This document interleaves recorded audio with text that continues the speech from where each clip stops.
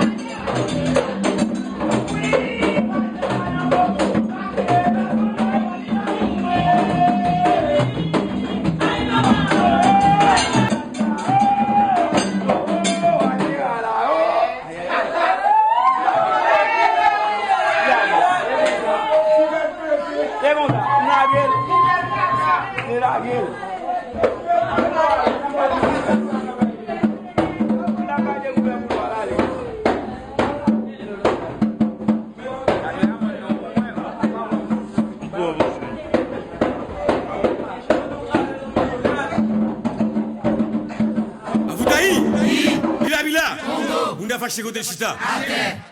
Gon loi pour rentrer. Majani cherche côté l'eau, gon loi pour rentrer. Gon loi pour rentrer. Majani cherche côté l'eau, gon loi pour rentrer. Jean Wem, je t'éclaire sous loi pour rentrer. Jean Wem, dressé vers sous loi pour rentrer. Majani cherche côté l'eau, gon loi pour rentrer.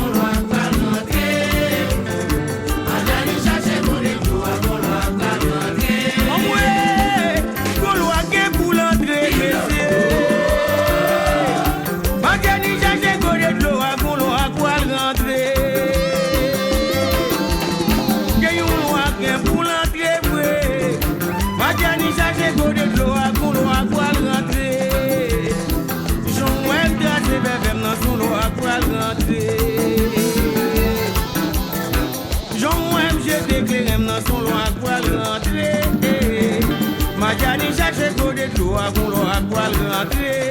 Marché, gon l'eau à quoi rentrer. Majani cherche côté de l'eau, gon l'eau à quoi rentrer. On mourir au langage, gon l'eau à quoi rentrer. Majani cherche côté de l'eau, gon l'eau à quoi rentrer. J'en aime casser mes mères, gon l'eau à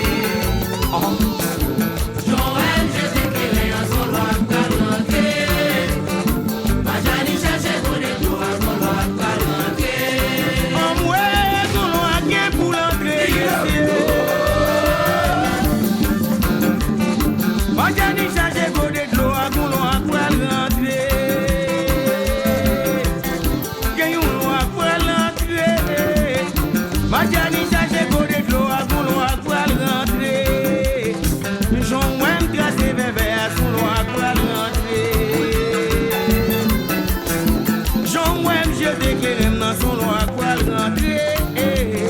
Majani cherche côté de l'eau, gon l'eau à quoi rentrer. Chantez, gon l'eau à quoi rentrer. Majani cherche côté de l'eau, gon l'eau à quoi rentrer. On mourir au sasaye, gon l'eau à quoi rentrer. Majani cherche côté de l'eau, gon l'eau à quoi rentrer. J'en aime casser mes mères, gon l'eau à quoi rentrer. Machine.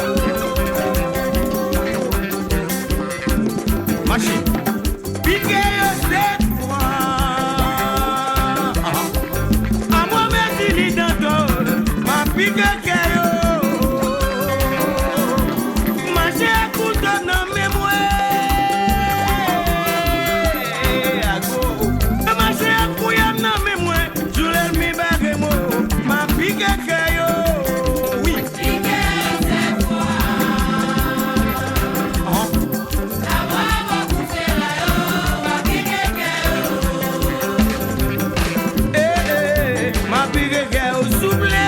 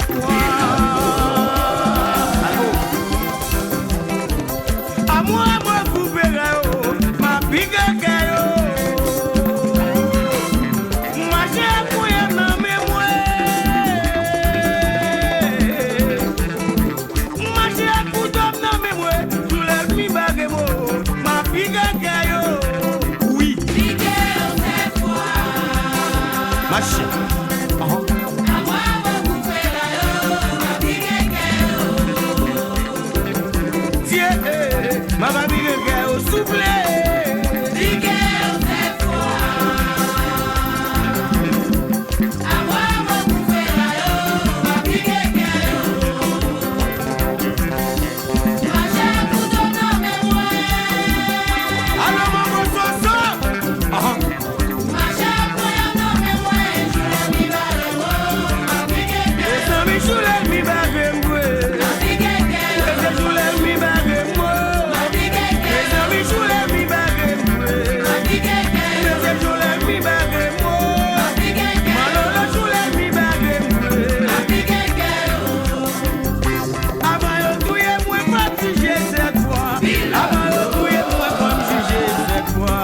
Avant yo touye moi m'a connaît pour des ça fait yo. Avant le touye moi pas juger cette fois. Avant le touye moi pas juger cette fois. Avant le touye moi m'a connaît pour des ça fait yo. Avant yo touye moi pas juger cette fois. Avant yo touye moi pas juger cette fois. Avant yo touye moi m'a connaît pour des ça fait yo. Avant le touye moi pas juger cette fois. Avant le touye moi pas juger cette fois.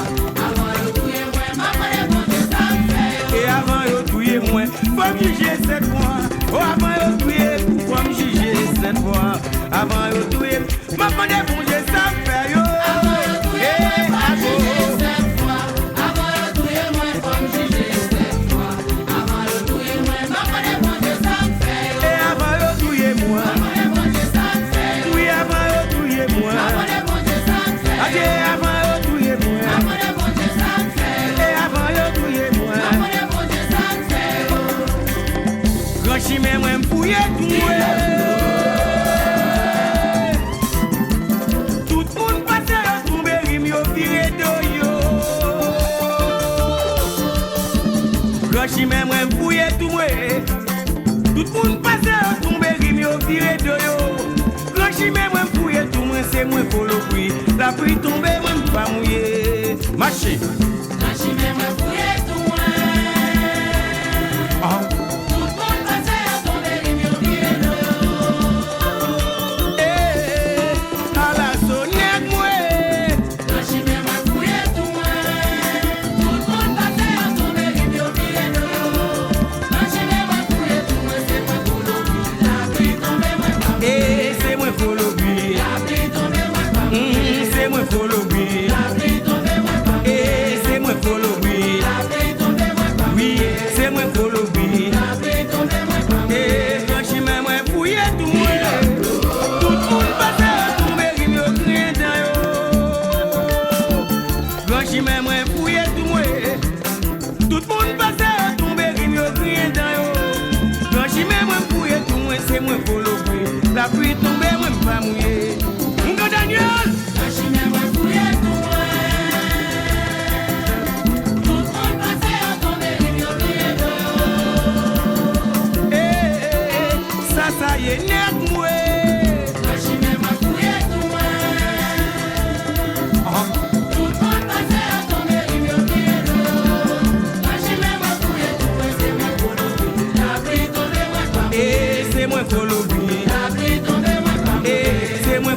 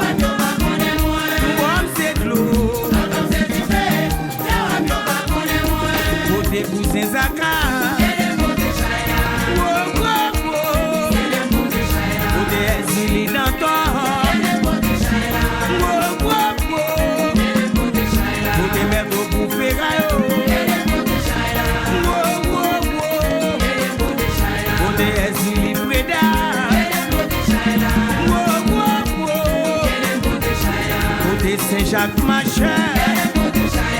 Wow, wow, wow. Côté grand Nesuli. Wow, wow, wow. Toi, j'ai sous de moi. Toi, j'ai sous de moi. Moi, voilà la ville, on gagne, moi, chercher, on gagne, nous, mettez la gamme, ouais. Toi, j'ai sous de moi. Alors, mon Nicole. Toi, j'ai sous de moi. À ta grâce, c'est mon voix. Alors, on ça. Eh, toi, shy, toi, shy, toi, shy, toi, shy, toi, shy, toi, shy. Toi, shy, sous de moi. Oh, j'espère ceci. Toi, shy, sous de moi. Moi, voilà la ville, on gagne, moi, chercher, on gagne, nouveau, vous mettez la gamme, ouais. Toi, shy, sous de moi. Marchez bouillant. Toi, shy, sous de moi. Moi, voilà la ville, on gagne, moi, chercher, on gagne, nouveau, vous mettez la gamme, ouais. Tiens, toi, shy, sous de moi. Toi, shy, sous de moi. Moi, voilà la ville, on gagne, moi, chercher, on gagne, nouveau, vous mettez la gamme, ouais. Toi, shy, sous de moi. Toi, shy, sous de moi.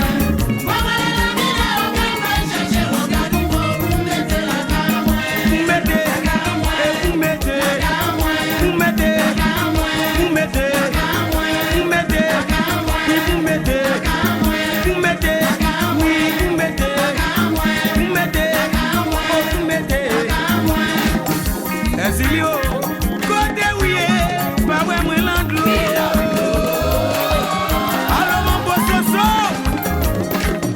Exilio, côté où y est, pas vrai, moi, l'andlo. Côté où y est, pour moi, on va manger la caillou.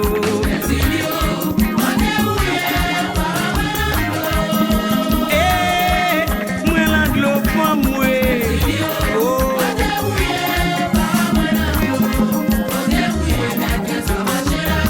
Et côté où y est, maîtresse.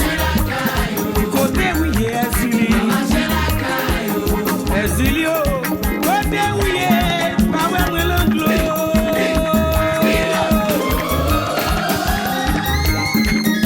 Exilio, côté où y est,